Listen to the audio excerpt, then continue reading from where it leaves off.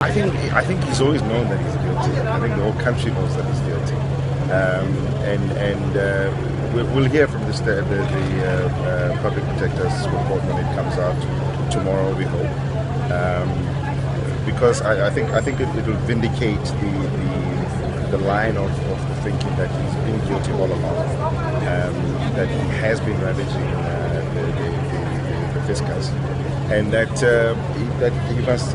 It's time for him to go. I think we're going to find out just how criminal this president has been, and I think this is what he's afraid of, and this is the reason why he has come to interdict, in a very frivolous way, the release of the state capture. Do you think he's wasted the court's time and the public stuff? I think that's the case that's been argued in court today, that he's wasted the court's time. He's been told that it's going to come to this way. He's going to withdraw his case, and he's done so. And expected. I think he's under siege now, even from his own quarters.